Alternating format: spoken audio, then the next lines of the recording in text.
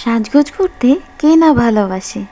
অনেক বেশি মন খারাপেও একটু সাজুগুজু করে আয়নার সামনে দাঁড়ালেই দেখবেন হুট করেই কেমন মনটা ভালো হয়ে যায়, তাই না? আসসালামু আলাইকুম এভরিওয়ান, কেমন আছেন সবাই? আলহামদুলিল্লাহ বরাবরের মতো আমি খুব ভালো আছি। আই হোপ আপনারাও খুবই ভালো আছেন আল্লাহর রহমতে। আজকের এই কেকটা ছিল 1 পাউন্ডের একটা চকলেট কেক। কেকটা ছিল একটা ছোট্ট মিষ্টি ময়দা সুন্দরীর জন্য, যে কিনা সাজুগুজু করতে এত ভালোবাসে। আমার তো এই কেক বানাতে বানাতে মনে পড়ে গিয়েছিল সেই ছোট্টবেলার কথা। আম্মুর সাজগোজে জিনিসগুলো নিয়ে সারা মুখে মাখিয়ে ফেলতাম লিপস্টিক কাজল দিয়ে। আমার কেকটা বানাতে বানাতে ছোটোবেলা সেই গল্পগুলো মাথার মধ্যে ঘুরপাক খাচ্ছিল।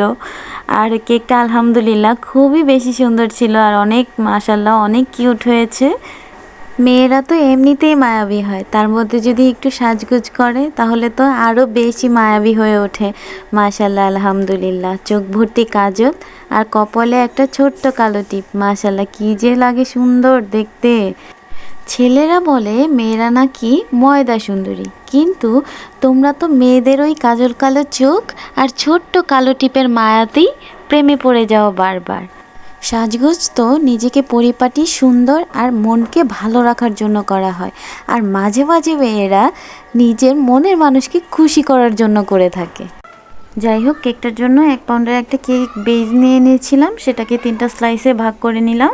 তারপর প্রতিটা স্লাইসের ওপর প্রথমে সুগার সিরাপ দিয়ে দিয়েছিলাম, তারপর হুইপ ক্রিম, তারপর গিয়ে কিছু চকলেট গার্নিশ, তারপর পরের লেয়ারে কিছু চকলেট দিয়ে দিয়েছিলাম। এভাবে 3টা লেয়ার কাভার করে সুন্দর করে আবার ক্রিম দ্বারা পুরো কেকটাকে কাভার করে নিয়েছিলাম। তারপর কিছুক্ষণ ফ্রিজে রাখলাম, তার ফাঁকে ফন্ডেন্টের কাজটা করে নিয়েছিলাম। ফন্ডেন্টের কাজগুলো দেখতে কিন্তু বেশ ভালো লাগে, কিন্তু করতে কিন্তু বেশ সময় সাপেক্ষ।